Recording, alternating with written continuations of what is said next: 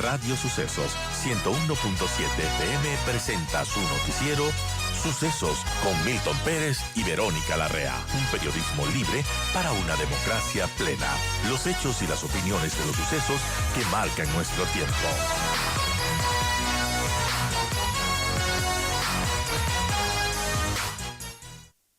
Son las 8:46. Doy la bienvenida a Arturo Moscoso, politólogo, director de la Escuela de Ciencias Políticas de la Universidad Internacional del Ecuador. Arturo, gracias por acompañarnos. Quiero empezar por el tema de los apagones. Esta crisis eléctrica, crisis hídrica, que sin duda repercute y causa un tema político. ¿Cómo el gobierno debe enfrentar políticamente este tema para, además, evitar que la candidatura del presidente de la República se ponga en riesgo? Buenos días, Milton. Buenos días, Verónica. Gracias por la invitación y un saludo también a la audiencia.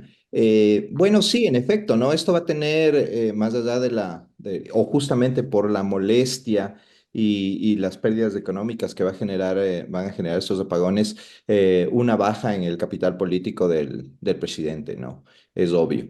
Ha tratado, creo yo, con sus últimas decisiones en cuanto a a las bases extranjeras o en cuanto a la reforma al financiamiento de los partidos y movimientos políticos que ha propuesto, un poco desviar la atención y dar golpes de efecto para que esa baja en el capital político no sea tan fuerte, pero si esto no encuentra una solución rápida, y parece que no va a ser así, parece que vamos a tener apagones algún tiempo más, pues evidentemente puede poner en riesgo incluso la misma reelección del presidente, ¿no? Ahora, el gobierno se justifica de alguna manera diciendo que los dos gobiernos anteriores no hicieron nada, y que el gobierno está solucionando y que ya está trayendo 341 megavatios y que en diciembre otros 700. Lo cierto es que tenemos una barcaza de 100 y no tenemos nada más. 100 versus 1100 de déficit es el 10%, es nada. El tema aquí es, el gobierno tuvo 10 meses. Se eligió al presidente de la República o fue elegido el presidente de la República y ya sabía lo que iba a pasar. Y ese es el tema. No se hizo a tiempo lo que se debía hacer. Se confió en que la situación no iba a ser tan grave o sencillamente es ineptitud de funcionarios.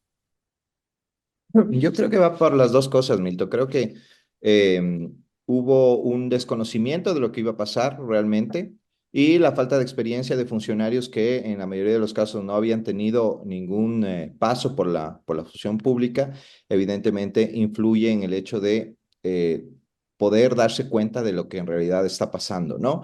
Y además, pues evidentemente un estiaje que no estaba tampoco contemplado, ¿no? Una sequía, ya estamos en finales de septiembre y las lluvias no llegan. Entonces, claro, eso también viene, eso no es culpa del gobierno, evidentemente, pero los otros temas sí se puede responsabilizar al gobierno y que el gobierno trate de responsabilizar a los gobiernos anteriores, eso a la gente le tiene sin cuidado, ¿no? O sea, el que está asumiendo el costo político de estos apagones y de todo lo que implica, pues es este gobierno, y a este gobierno es al que le costará, ¿no?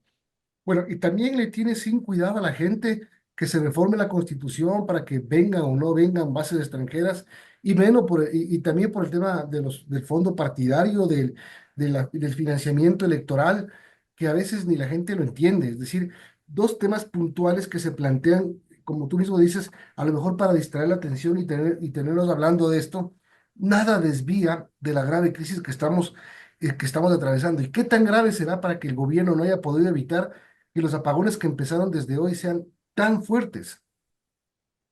Sí, o sea, a ver, yo creo que algo sí hay un efecto en estas decisiones presidenciales. Recordemos que el tema de la inseguridad y la violencia sigue siendo la principal preocupación de los ecuatorianos ya desde hace algunos años, creo yo. Y evidentemente que se proponga algo que aparentemente podría incidir en esa violencia y en esa inseguridad, a la gente sí le va a preocupar. Igual los partidos políticos son las instituciones más desprestigiadas del país y pues algo que en teoría, una medida que en teoría va a castigar a esos partidos políticos, también puede causar efectos en la gente, pero no creo que sean efectos lo suficientemente potentes como para desvirtuar el, el, el, el- la crítica y la pérdida de capital político al gobierno por los apagones, ¿no? Los apagones nos afectan a todos, nos alteran el día a día a toda la ciudadanía, y evidentemente, pues, los temas de la base de Manta o de las bases extranjeras o de los partidos políticos no tienen esos efectos inmediatos en nuestro día a día, y obviamente esto le va a pasar una factura muy alta al gobierno, ¿no? Son las 8:51. Estamos hablando con Arturo Moscoso, director de la Escuela de Ciencias Políticas de la UID y politólogo. Arturo, buenos días. Y bueno, sobre esto que estamos hablando también, cómo le afecta al gobierno no solo estos cortes que se anuncian, sino que se lo hace a última hora y sin planificación, porque muchos de ellos no se están cumpliendo o se cumplen a medias. ¿Y cómo vemos esto también? Pues es que eso además ahí se ve, creo yo, la inexperiencia del gobierno en el manejo de lo público, ¿no? No solo que hay cortes, sino que estos cortes están en unos horarios que no se cumplen. Entonces la gente ya planifica sus cosas dependiendo de los horarios de los cortes, y no se va la luz, o se va la luz antes, o se va después. Entonces es una cosa que no se entiende, ¿no? ¿Qué está pasando en el gobierno? ¿Por qué no pueden hacer esto con una claridad más que llegue a la ciudadanía, que los ciudadanos sepan a qué atenerse, ¿no? Ya vivimos momentos de incertidumbre con los apagones, que por lo menos sepamos cuándo se van a dar, y eso no está sucediendo, y evidentemente eso incide, obviamente, en la pérdida de popularidad del gobierno y del presidente, ¿no? Bueno, hablemos de otros temas que también son oscuros, y que el país tiene que enfrentarlos, que es, por ejemplo, la elección del nuevo fiscal general del Estado. Un juez multicompetente de Montecristi detuvo el concurso hasta que se reforme el reglamento emitido por el CPCCS, un reglamento que ha sido también altamente cuestionado. Bueno, sí, ahí ahora, el día de ayer me parece que se emitió una sentencia justamente poniendo en suspenso el proceso de elección de fiscal general. Veamos qué hace el Consejo de Participación, si apela o no de esta decisión. Eh, por el momento esa decisión está en firme, pero pero el Consejo podría apelarla y ver en segunda instancia qué es lo que sucede. Esto incluso podría llegar hasta la Corte Constitucional en determinado caso, pero por lo pronto está en suspenso el concurso, ¿no? Es un reglamento mal hecho, que no se lo hizo con colaboración de expertos en la materia penal, que no está privilegiando el tema de los méritos, ¿no? Y que pues puede facilitar que se elija un fiscal o un fiscal muy mal preparado, ¿no? Ahora, si esto continúa, si la suspensión del concurso continúa y en segunda instancia también se ratifica, pues probablemente estemos hasta en un escenario de prórroga de la fiscal general actual, ¿no? Porque ya estamos a pocos meses de que tenga que dejar el cargo, y no puede ese cargo quedarse en acefalía, ¿no?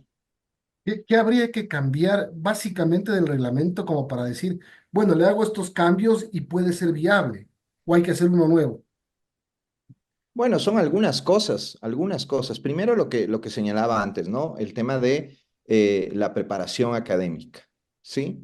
Segundo, la edad, ¿no? Creo que sin desmerecer la,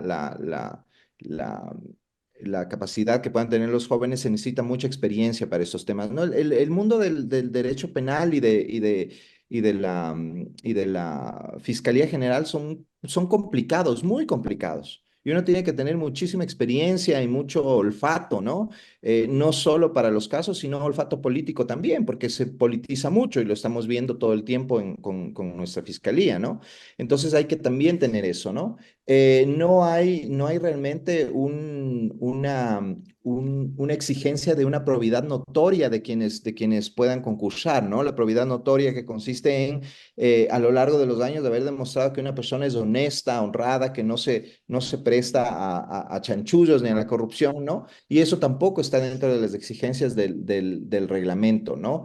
Eh, y, eh, y en general, ¿no? Un reglamento que podría permitir que tengamos una o un fiscal muy mal preparados, que no tengan conocimientos profundos de la materia penal y que además tengan vínculos con sectores del crimen organizado, ¿no? Que son justamente los que va a perseguir. Ahora, Arturo, además de estas preocupaciones que se contienen en este reglamento para elegir al próximo fiscal general del Estado, esta decisión de este juez de Montecristi, ¿usted considera que es una intromisión en las competencias del Consejo de Participación Ciudadana, como lo ha apuntado el consejero Augusto Verduga, o es algo que se puede hacer y está contemplado en la ley? Se puede hacer, está contemplado en la ley, pero igual es una de las críticas que se hace a este sistema de justamente acciones de protección que tenemos en el Ecuador, gracias a la Constitución garantista que tenemos, ¿no? Siempre cualquier juez puede intervenir en cualquier otra función, ¿no? Ya lo tuvimos en el tema de la Asamblea Nacional recientemente con relación a los juicios políticos, en un tema que era netamente de decisión de la Asamblea Nacional. Nos guste o no nos guste, ¿no?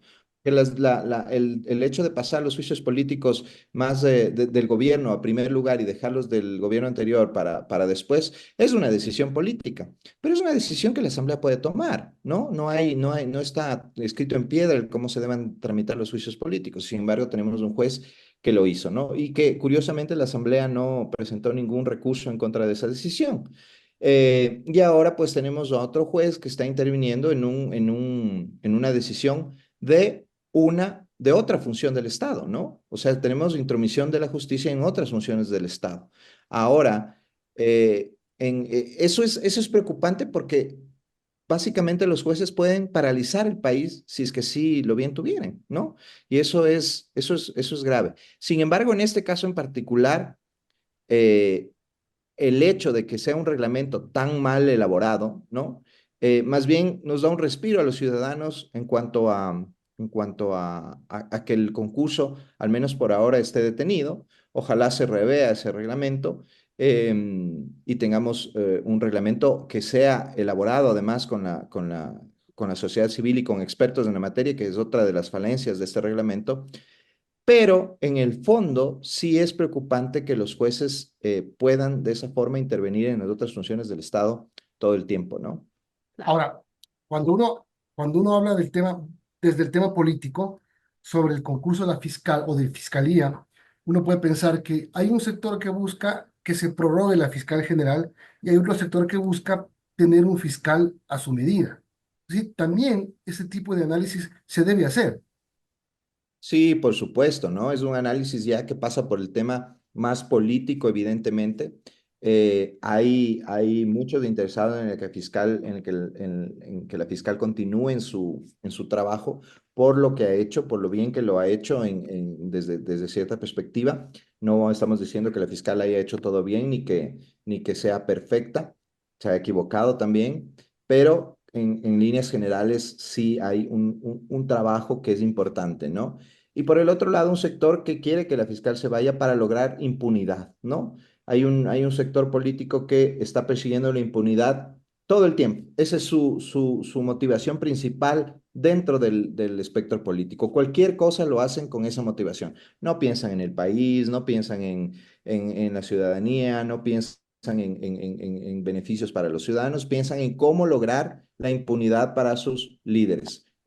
Muchos perseguidos por corrupción y otros ya sentenciados por la misma y prófugos de muchos casos, ¿no? Entonces, claro, ¿no? O sea, la cabeza de la fiscal se ha vuelto su principal meta y evidentemente tener una fiscalía que se preste para las exigencias de ellos, pues es lo que les sirve, ¿no? Bien, gracias Arturo por habernos acompañado. Arturo Moscoso, director de la Escuela de Ciencias Políticas y Relaciones Internacionales de la UID y analista político. Ten buen día. Muchas gracias, Milton. Gracias, Verónica. Un abrazo.